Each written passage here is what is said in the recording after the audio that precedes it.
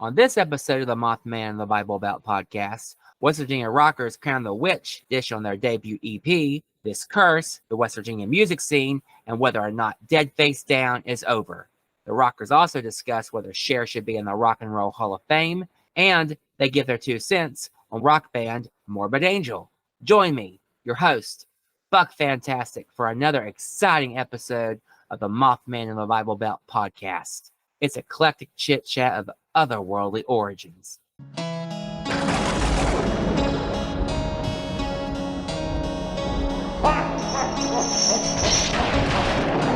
Welcome to the Mothman in the Bible Belt podcast with your host, Buck Fantastic.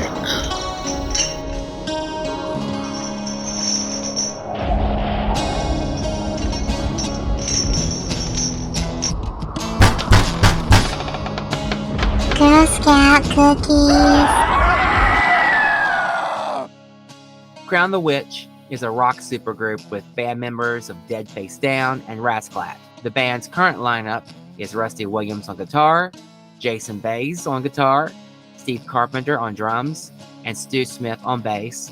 They're all here. Let's go back to the beginning and discuss how it all went down. Me and Steve and Rusty have known each other for what, over 20 years. Oh yeah.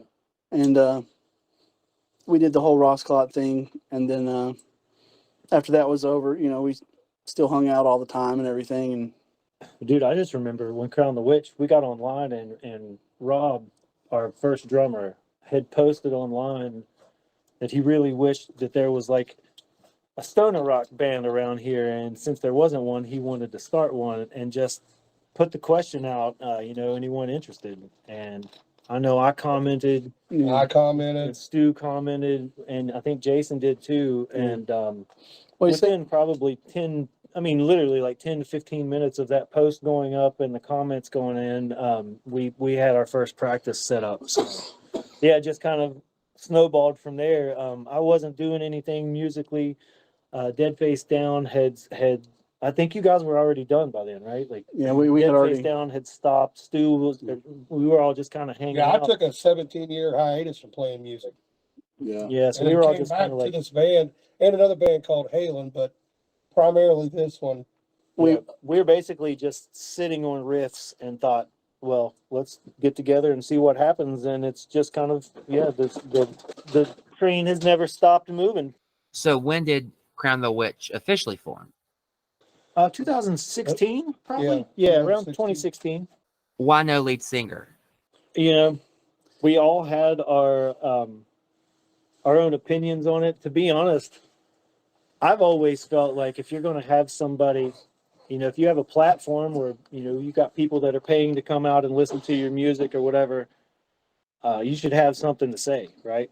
And I always am very, very particular about vocals, but when we started this, we didn't really have a vision for what we were going to do. We just wanted to jam, right? Like we had these riffs, we all wanted to play, and it felt so good to play these songs and to play these riffs without vocals, because in my head, these riffs mean something completely different to me than they do to Jason, or they do to Stu, or they did to Rob at the time. So, we were basically like, let's just play these songs and let people interpret them the way they want to interpret them. And we kind of kept to that. Now, we're not opposed to, someday trying to add some vocals. We've played around with it.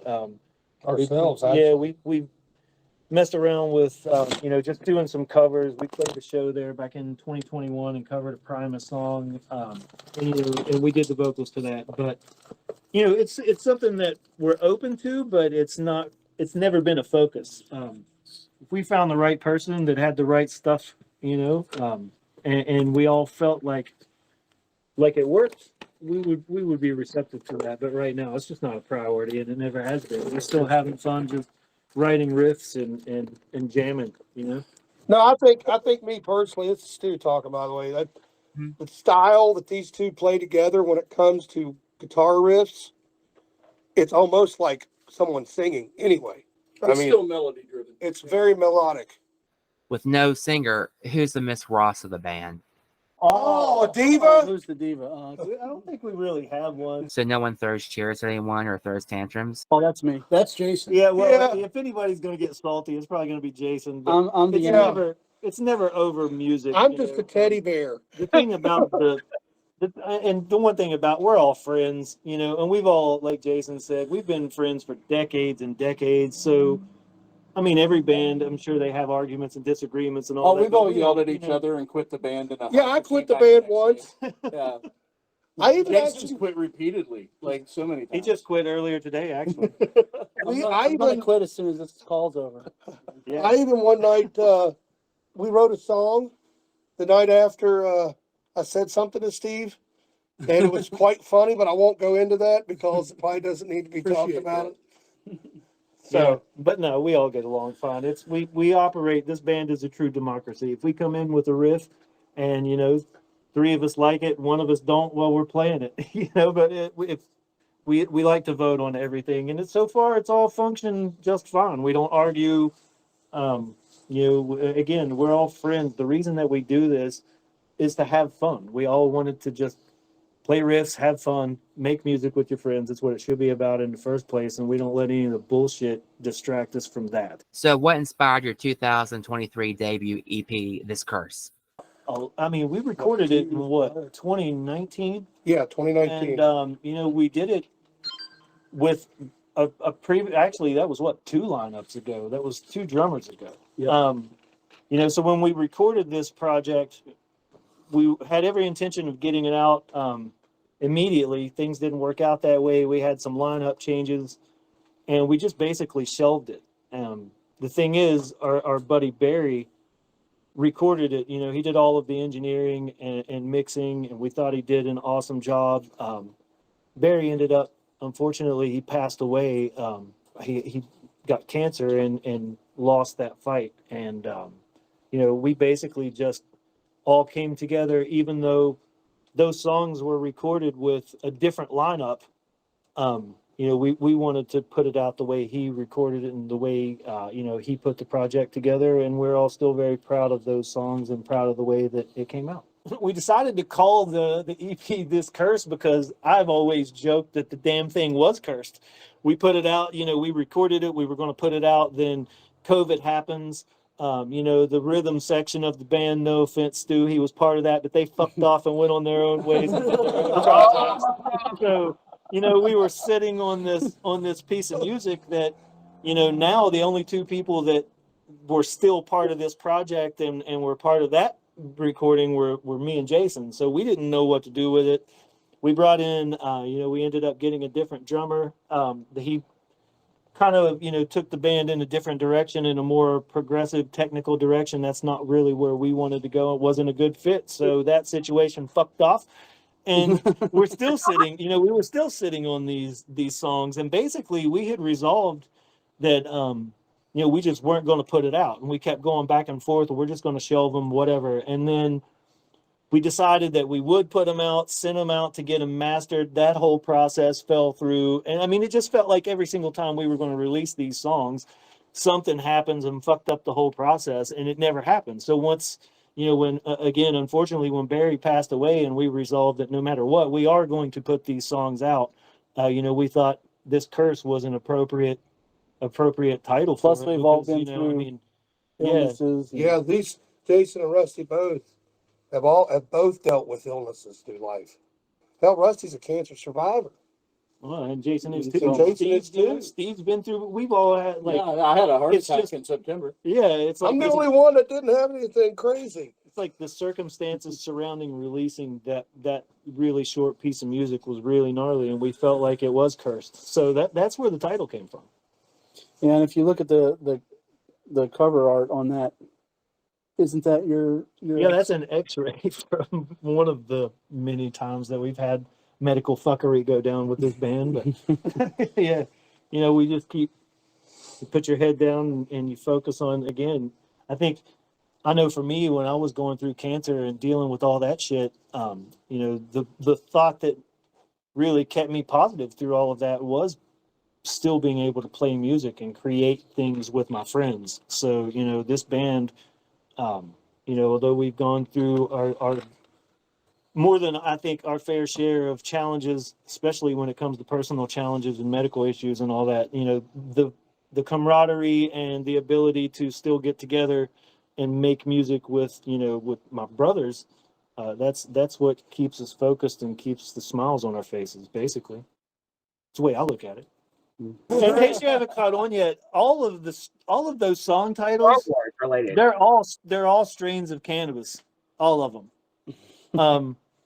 I'm a big proponent of cannabis use and cannabis legalization. We need to normalize the shit. It saved my life through cancer. I'm actually the patient advocate on the Medical Cannabis Advisory Board. So all of our song titles, since, you know, we wanted people to be able to interpret the music however they want, we could call the songs whatever we want. So we named them after strains of weed. Is it even cost efficient to release physical releases anymore since everything is so digital?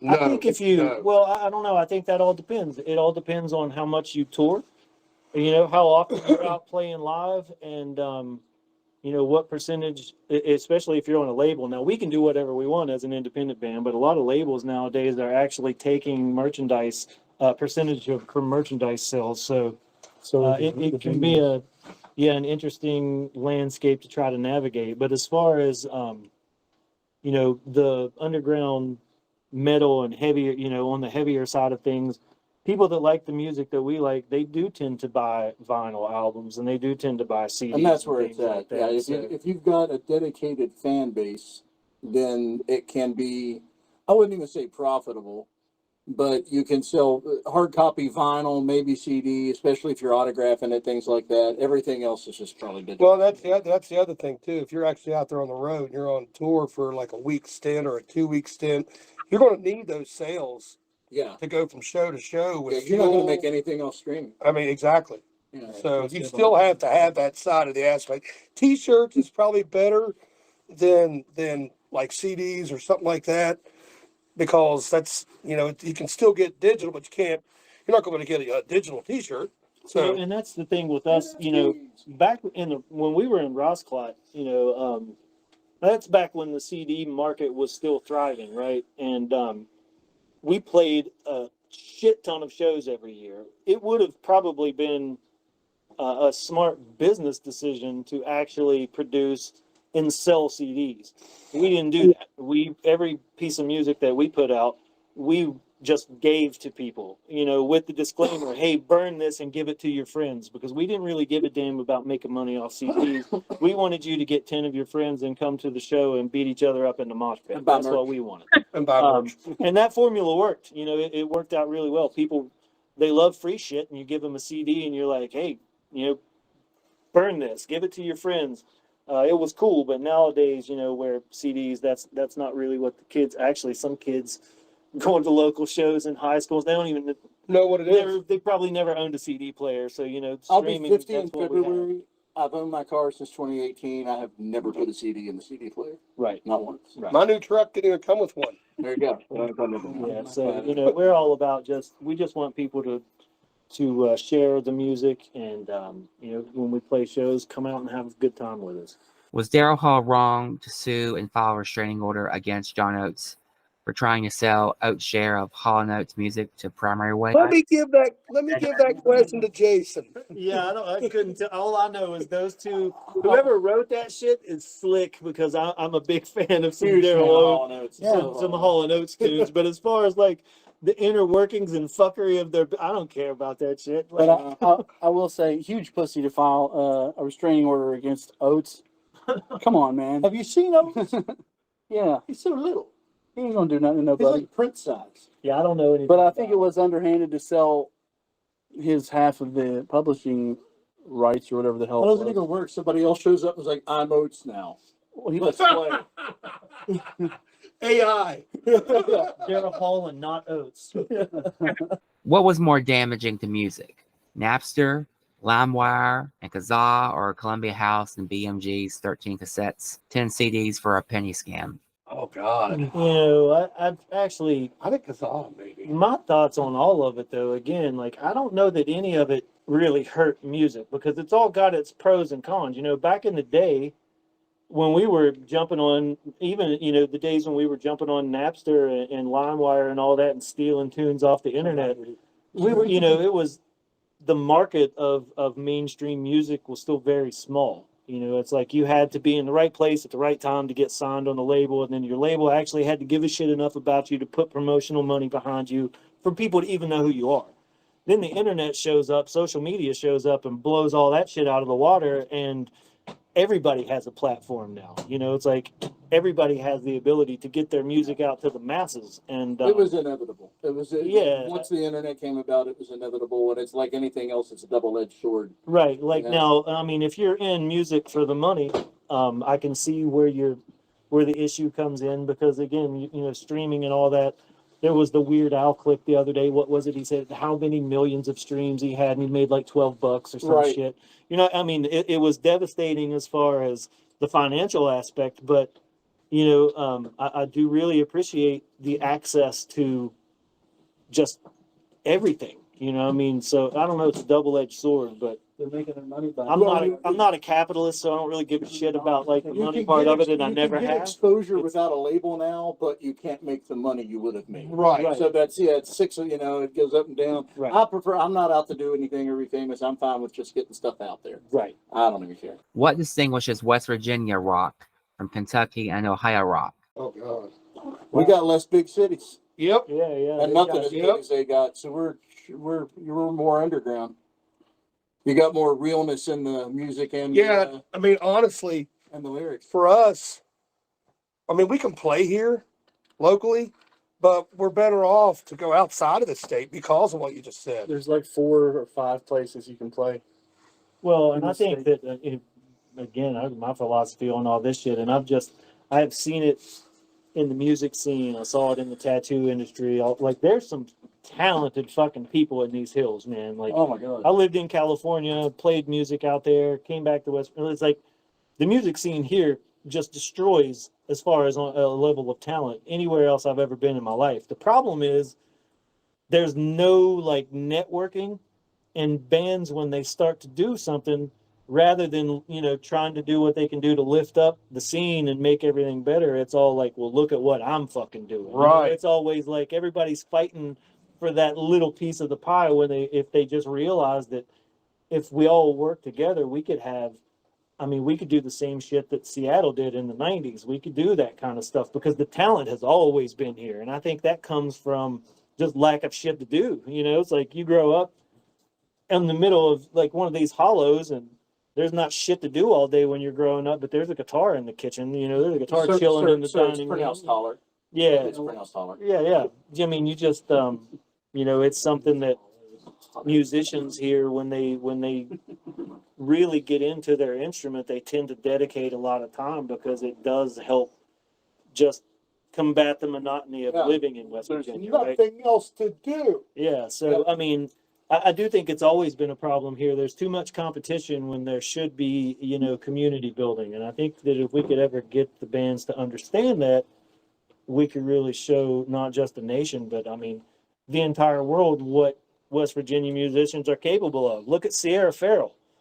I'm going to go ahead and claim it on your fucking podcast right now. Sierra Farrell is making a name for herself in country music right now. She's going to go down as one of the greats. That was the next question. Were you all shocked West Virginia native Sierra Farrell went country versus folk rock?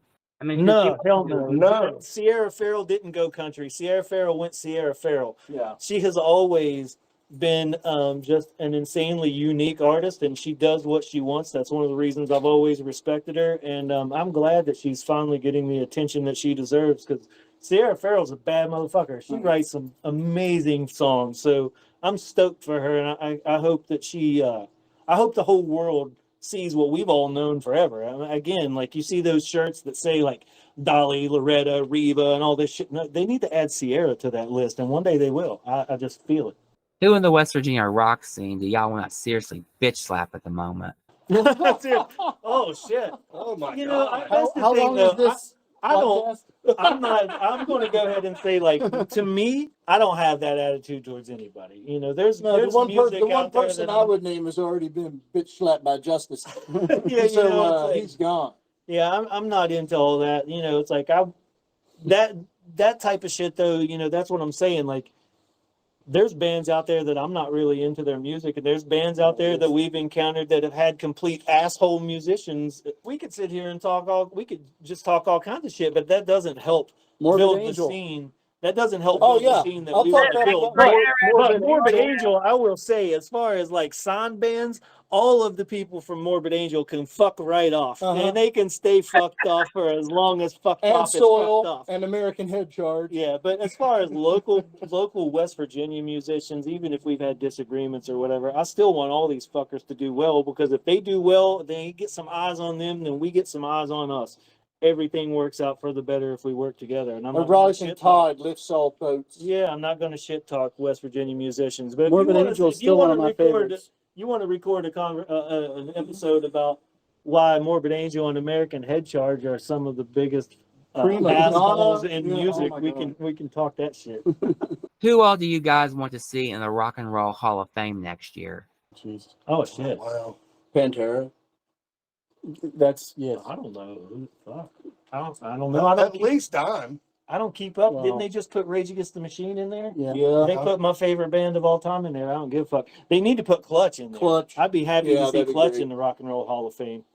But yeah, I don't know that any of my like idols have missed that. I think they're all in it. Should Sonny and Cher, or just Cher, be inducted into the Rock and Roll Hall of Fame? It's been nearly 60 years since their first record. I think just I don't know. I think they both should. Yeah. he got her started, but musically, they had I Got You, Babe. He said "babe" a few He times. said, Babe. He said, I mean, Yeah. if you want to get down to it with career and all that, yeah, Cher. Yeah, keeping Cher out of it is fucking bullshit. She sang backing for the Ronettes, Be My Baby, Darlene Love, Christmas Baby, Please Come Home. Cher recently sang lead with Darlene on backing vocals on Christmas Baby, Please Come Home, on her Christmas CD. Cher also sang backing on the Crystals, the Do Run Run, the Righteous Brothers, You've Lost That Loving Feeling, before her and Sonny made it big. Oh yeah, Cher's a bad motherfucker. She should absolutely be in there for 100%. I don't think Sonny should though. I could I put him in the ski accident hall of fame. I don't think she would have got where she got. No, well, he definitely helped boost her career from being back up to getting out front, but she left it without. Put him in the ski accident hall of fame. Steve, have you ever done it with Cher? I had to sign an NDA with her and Frankie Muniz, and we're not allowed to talk about it. Jason, is DeadFaceDown over? Well, it seems like I would say yes, but we always get brought back somehow for like a night. You never know if we're going to, like a year or two from now, we're going to be like, hey, let's get back and do a Halloween show at the Parrot or something just for shits and giggles. But effectively, yes. There's not going to be new music or anything. That's not it. Yeah, the last time was our friend Scott Cameron passed away, and we did a benefit for him. Yeah. For his family. Whatever happened to Nick Nacho and Ian Brown? Well, we still hang out a lot. Yeah. Nacho's in what's the name? Violent Convictions. Yeah, Violent Convictions. It's like a hardcore band, I think, isn't it? Yeah. Yeah. And Ian he's super dead now.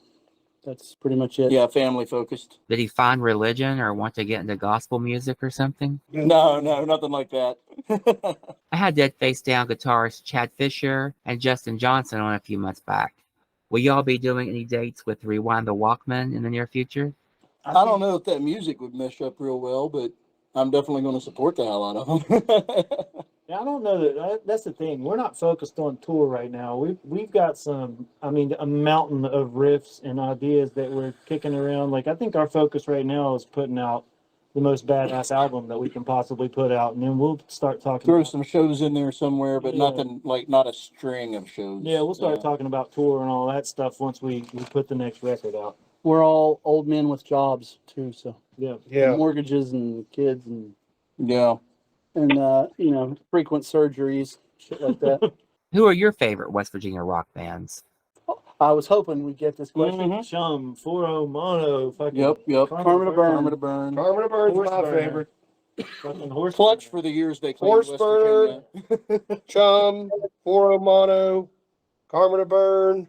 I mean, Yeah. Those messenger vessel guys are tearing it up. You should check them out. Yeah, you should check out Bread and Circus too. They're doing Yeah, awesome. hell of a band. Hell of a band. Hell of a band. Stu, did Rob Halford sell out recording the Bygones duet with Dolly Parton? Hell no. No, hell no. If Dolly Parton called me right fucking now and was like, "Hey, bro, I'm you want on to a record a plane." song?" The only acceptable answer is He yes. probably screamed at the top of his lungs like the diva he is. Right? You always- Love it. Whatever Queen Dolly wants you to do, you just You fucking do it. that You shit. do it. Did you all buy Dolly's Rockstar CD? What, her newest album? Like buy an album? Yeah, I haven't bought a physical copy of it, but I added it to my iTunes. Yeah, it's in my Apple Spotify Music list. for sure. Yeah. And all the motherfuckers that were hating on her, a couple weeks ago when she came out doing her thing, was it at some football game? Oh yeah, she came Man, out get with fucked. Dolly Parton can do whatever the fuck Dolly Parton Exactly. wants to do. Yeah. Just putting that out there. I kept reading on social media. I was like, what is wrong with these motherfuckers? Let Dolly do her damn thing. She's more punk than most of them. She is. Yeah. That's the problem. She did grow up in a holler. She's more punk, and these motherfuckers are just salty about it. Jason, do you think if Ian Brown made a sex tape with a Kardashian, DeadFaceDown would still be together making music? I'm a little surprised that didn't happen. No, he would have left us behind, and Yeah. he'd be some kind of Instagram influencer or some shit at this Right. point. And we'd be like, he used to be in our band. That Right. was- And it's actually Ian, but I want you to keep saying Ian because it'll irritate the hell out of them. Do you all have any upcoming dates you'd like to plug? Yeah. February 9th, at, I believe, the Blue Parrot. There's a messenger vessel show. That's my other band. Pretty sure it's at the Parrot. The rest of us will all be playing with ourselves at home. I want to thank my special guests, Rusty Williams, Jason Bays, Steve Carpenter, and Stu Smith of Crown the Witch. You can buy Crown the Witch's EP, This Curse, on iTunes for $4.95, and you can stream it on Spotify and Reverb Nation. Crown the Witch is on Facebook. For Mothman in the Bible Belt podcast guest bios, episode breakdowns, and links to social media, please visit www.mothmaninthebiblebelt.com. Thanks for listening.